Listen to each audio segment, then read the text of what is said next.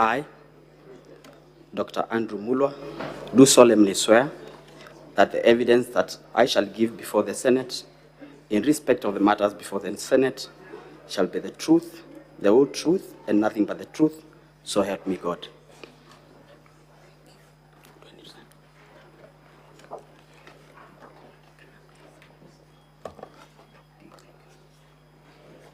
Sir, would you tell the Senate who you are and your professional background?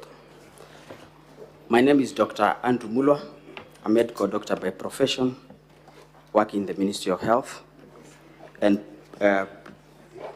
previously working the acting CEO, Kenya Medical Supplies Agency, Kemsa.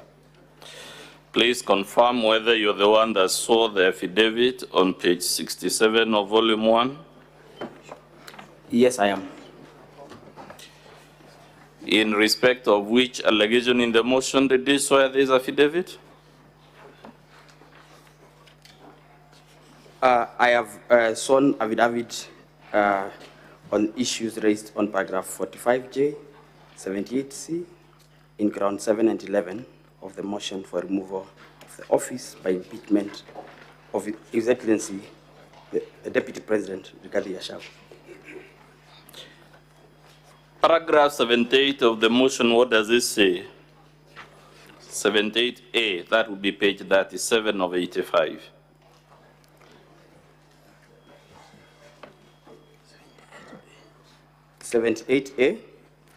A, to illustrate, His Excellency Gachagua bullied Kenya Medical Supplies Agency officials into awarding a tender for the supply of mosquito nets to Crystal Limited, his proxy company. Crystal Limited had submitted here it's written a fake bid document with the sole intention to fraudulently acquire public property. Dr. Mulwa, did Crystal submit a tender in this procurement for the mosquito nets? Crystal did not submit a tender for this procurement, but was the local agent for a company called Shapika Impex Limited, which submitted bids, and part of the local documents, like the pesticide control board certificates, were actually submitted by Crystal in the tender document. So Crystal was actually the one submitting the bids?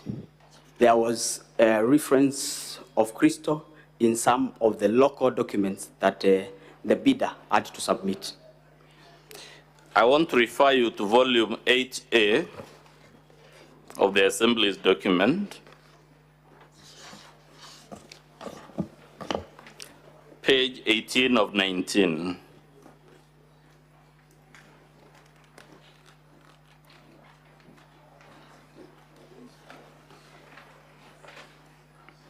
Are you there, sir?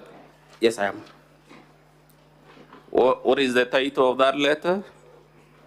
It's appointment as local agent for Duranet LLIN in Kenya. This Duranet, is it the mosquito net that was being procured? Or is it a different one? Duranet was a company that initially used to do that which changed to Shopika.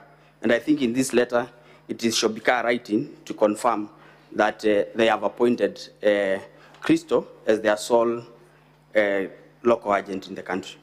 What does it say in the second paragraph?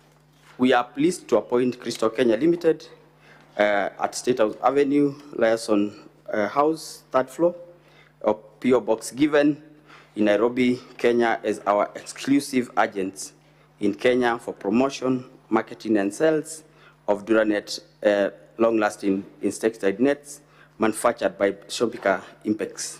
Page 17 of that document, what does the second paragraph say? There was a change of ownership for Duranet LL9. Read it loud.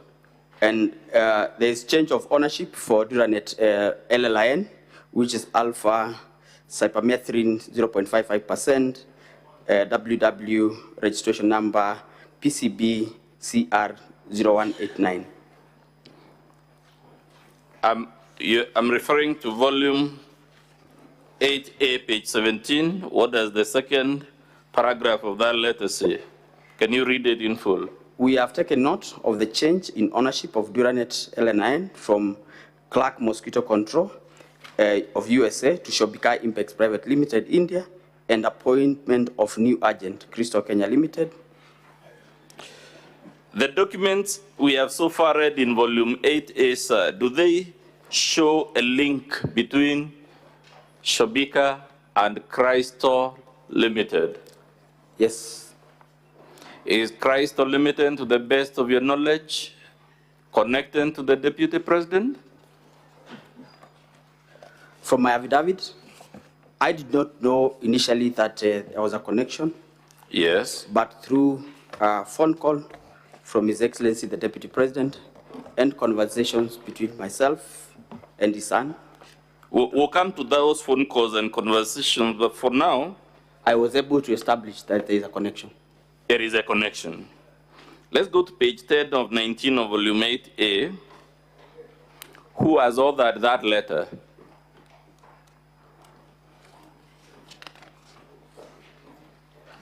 Page 10 of 19. Page 10 of 19 is a letter from Ethics and Corruption Commission to myself as the acting CEO, dated 21st of August 2023. Is this a body that would authoritatively speak to matters of corruption in public procurement? Yes, it is. Is it authorized to investigate such matters? To the best of my knowledge, yes. Now, this letter, what was the letter asking you to do at page 10 of 19? The letter was giving recommendations for administrative action against procurement officers, Cosmas Rotich, Anton Chege, and Caroline Mugo, who are officers working in Kemsa and participated in the procurement of the mosquito nets. Towards the bottom of that letter, Roman 1, what does the Ethics and Anti-Corruption Commission tell you? It says, and I read, Mr. Speaker, sir, the Technical Evaluation Committee, here abbreviated TEC, recommended the award of tender to Shobika Impex Private Limited, yet their bid was paginated in pencil and what was not sequentially paginated contrary to instructions to tenderers, clause 20.3, which provided documents to be paginated using indelible ink and marked sequentially. Does that paragraph you just read show there was corruption or wrongdoing of any type in processing this tender? It does, Honorable Speaker. And who was benefiting from this manipulation of the tender? Shobika. Is that the same company that the Deputy President's company, Crystal, is the local agent? Yes. Given those series of events, would it be fair for anyone to suggest the Deputy President did not have a hand in the procurement irregularities for this tender? I think I would say Shobika, yes, was irregularly being recommended for award of a tender without meeting the set criteria. Would you say it's just coincidental, sir, that a company connected to the Deputy President was awarded a 3.7 billion tender? I was not in Kemsa at the time, and I would imagine that Kemsa being a procurement entity whose core function is to procure, yes, the technical teams would have a proper understanding of procurement procedures and therefore would not make such, would not recommend award of a tender to a company where they are glaring failure to meet the criteria. Given the contents of your affidavit and the phone calls will come to from the Deputy President at this sense, would it be fair for anyone to suggest this matter in page 10 was just another coincidence that the company irregularly awarded the tender was one connected to the deputy president? I don't think it would be. You don't think it would be fair? Don't think it would be a coincidence. It is not a coincidence. In your estimation, say, would a fair-minded person faced with the facts you have so far taken us through think it was a coincidence that a company linked to the deputy president of the republic was irregularly awarded a tender for 3.7 billion? The Speaker, honorable senators, I think having had the advantage of interacting with the documents that are before us, I think I would say from the record, the bid bond that is being referred here was delivered as a mail and not as part of the tender document. Page 8 of 19 of still volume 8A, towards the bottom, Roman 1 again, does it show yet another irregularity involving this Shobika Impex, the company linked to the deputy president? Which page, Councillor? That would be page 8 of 19, Roman 1 towards the bottom. Does it disclose another procurement irregularity besides the one we saw on the other page?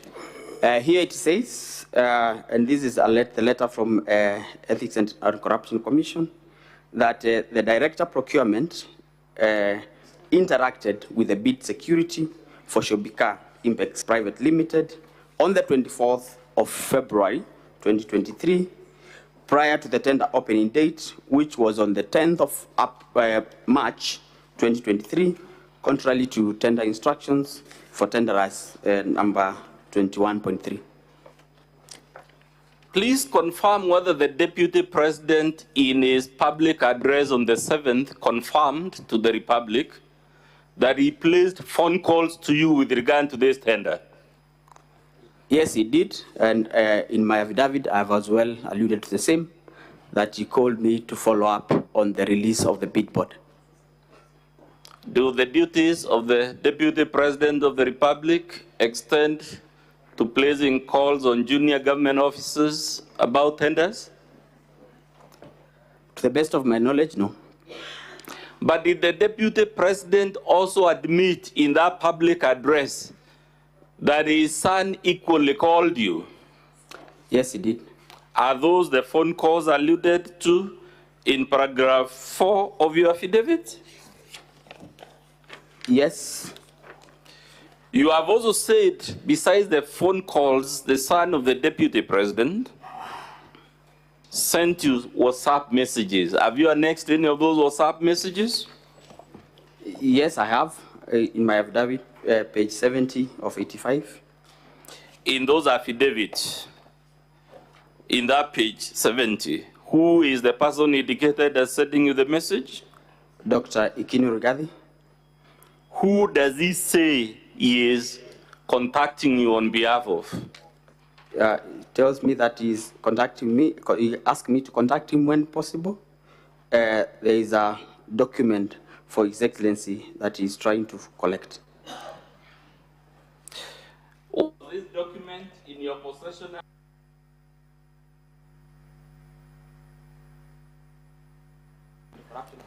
Which was investigating the anomalies of the procurement of the Alliance. So the Deputy President and his son are pressuring you to surrender a procurement document under active investigation by the Ethics and Anti-Corruption Commission. Yes, Your Honor. Would that be interfering with active criminal investigations? From where I sat as acting CEO, I felt pressured because the documents were not within our custody, and had to actually make effort to follow up with the Ethics and Anti-Corruption Commission for the documents to be released back. Have you placed any evidence before the Senate to confirm these documents the Deputy President and his sons were harassing you to surrender were actually under the custody of the Ethics and Anti-Corruption Commission? Yes, I have submitted my letter to the CEO, Ethics and Corruption Commission, asking for the bid board documents for Shobika. We are at page 73 73 of 85. Page 73 of 85. Yes. Can you read the relevant part, which I believe it's 72 of 85, Mr. Speaker, of volume 1, if I'm not mistaken? Yes, 72. Can you read that paragraph? What does it say? This one that I wrote to Ethics and Corruption is actually 73. Okay. 72 I had written to Shobika. Yes. Telling Let's them, begin with 72. What did you tell Shobika? Paragraph 2, we would like to inform you that the subject tender is currently under investigations and all the documents related to this tender are not under our custody. We have, however, written to the Ethics and Corruption Commission to read the original bid bond to facilitate your request. They had requested for release of the bid bond. And the one in... Through a letter dated 12th June 2023. And the one in 73, in summary, what were you trying to do? I was requesting the CEO, the Ethics and Corruption Commission, for the bid bond for Shobika Impex Private Limited for the malaria net tender, which I had requested, that I had informed him of the letter that we had received from Shobika, requesting for the bid bond. Sir, given the magnitude of this tender and the national crisis it stoked, would anyone expect the deputy president, when he was harassing you, to know that the matter was under investigation and active investigations for that matter? I want to believe so. Lastly, sir, claims have been made on this floor that the allegations against the deputy president transcend the force to the ridiculous to the embarrassing. This material you have taken us, is it consistent with the narrative that ground 11 of this motion is false, ridiculous, and embarrassing? Through the Speaker, Honorable Senators, what I've presented before this House is the truth, nothing but the truth, and verifiable by document presented. I want you lastly to read from your paragraph what you told the National Assembly bringing us here.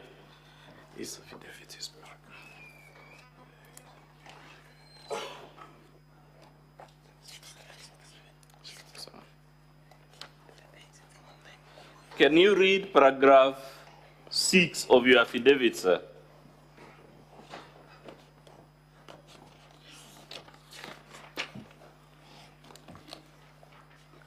That is page 69 of 85 of volume 1, Mr. Speaker. It says, given the status, power, threat, and influence of the people involved in the interference with the investigations and cover of irregularities surrounding the procurement of treated mosquito nets, I was constrained to surrender the original bid bond to Ogora Wilson Okulo. And in short, I was caught in a tricky situation. Being a junior, there was nothing I could do as a junior government officer against a sitting deputy president for the Republic of Kenya. That's all for purposes of the examination in chief of this witness, Mr. Speaker. Counsel for the Deputy President. Your witness.